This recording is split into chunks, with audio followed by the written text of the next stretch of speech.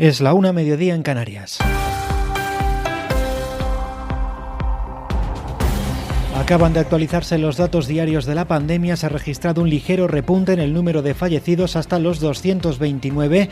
Los contagios nuevos superan otra vez el millar. El doctor Fernando Simón, aún así, insiste en que la tendencia de los últimos días se mantiene a pesar de estas subidas. Después de la polémica por el informe sin firma entregado por Madrid, Simón también ha subrayado que los parámetros clave para pasar o no de fase son los sanitarios y ha destacado que precisamente Madrid y también Cataluña acumulan la mayor parte de fallecimientos, casos confirmados o de ingresos en las UCIs. Teresa Rubio, buenas tardes. ¿Qué tal, Antonio? Sí, de los 1.095 nuevos casos, la mitad los notifica Cataluña y 150 llegan de Madrid. Por tanto, si sacamos esas dos comunidades más afectadas de la ecuación, el número de casos nuevos notificados habría sido para el resto del territorio de 404 nuevos casos, lo que representaría un incremento del 0,38.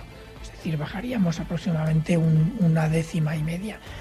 El número de fallecidos también sube, 229 desde ayer. Nos volvemos a acercar al 1% de defunciones, con lo que la letalidad se mantiene alta en un 11,8%. Otro parámetro importante es el número de contagios en los últimos 14 días, que es lo que dura el periodo de incubación.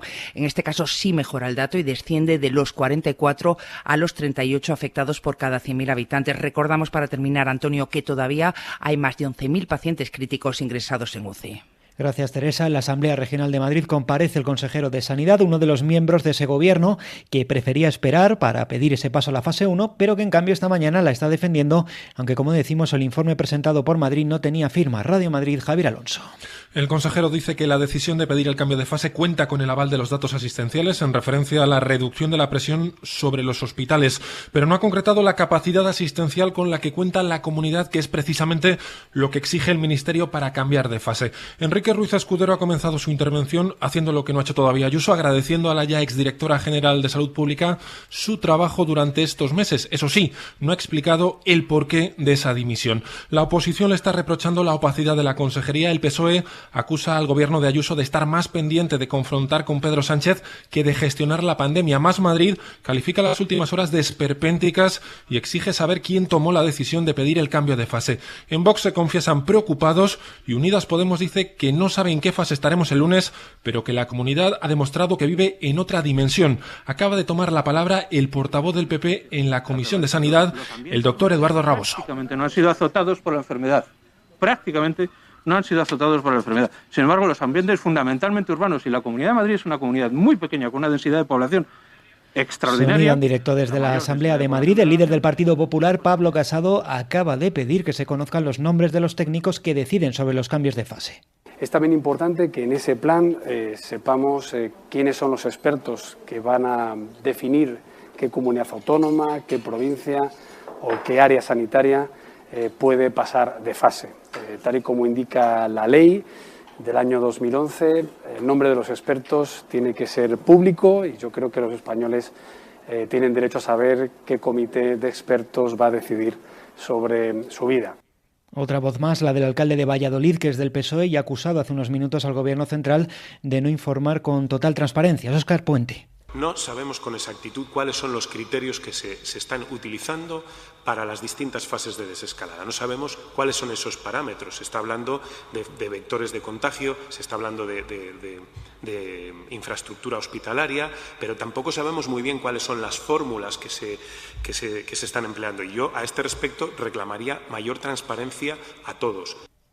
Más cosas. El Ejército ha elaborado un informe sobre la evolución de la pandemia a largo plazo. En ese documento consideran los expertos de las Fuerzas Armadas que no va a haber vacuna hasta principios del año que viene como pronto. Creen que va a haber 2 oleadas más de la pandemia y que en el futuro seguirán siendo peligrosas las aglomeraciones. Ana Terradillos, buenas tardes. ¿Qué tal? Buenas tardes. Sí, según este documento, la primera de estas oleadas a las que te refieres van a ser a final del próximo otoño y la siguiente será en el invierno siguiente. Según el Ejército de Tierra, que es quien ha elaborado este documento, al que ha tenido acceso la SER, el calor va a ralentizar la expansión, pero no la va a detener completamente, y lo que se augura es que estas 2 oleadas van a tener un mayor nivel de inmunidad y mayor reacción, sobre todo en la última, donde se podría incluso disponer de una vacuna. Para el Ejército de Tierra, el mayor peligro en el futuro van a ser las aglomeraciones aglomeraciones y como recomendación asegura que las medidas de confinamiento ayudan a lidiar con la pandemia, pero subraya que lo realmente importante sería disponer de una aplicación de teléfono móvil de control de los contactos para próximas oleadas. Ojo también a la advertencia que lanza. Habrá un porcentaje de casos de personas que, habiéndose contagiado, vuelvan a hacerlo durante estas 2 oleadas. El Defensor del Pueblo pide Interior que saque del centro de estancia temporal de Melilla 400 personas, entre ellas niños, que están en plena pandemia en unas instalaciones que tienen 1/3 de esa capacidad, informa Nicolás Castellano. Parece que no tenemos esa información. Intentamos otra conexión. Como en otros viernes, vuelven a reforzarse los controles a las salidas de Madrid para evitar que haya una relajación, que haya personas que se planteen viajar a segundas residencias o a otras zonas del país. En uno de esos controles está Alfonso Gea. Buenas tardes. Pues tampoco tenemos esa comunicación, es todo. Intentaremos ampliar ya en tiempo de hora 14 con José Antonio Marcos y siempre información actualizada en nuestra web en cadenaser.com.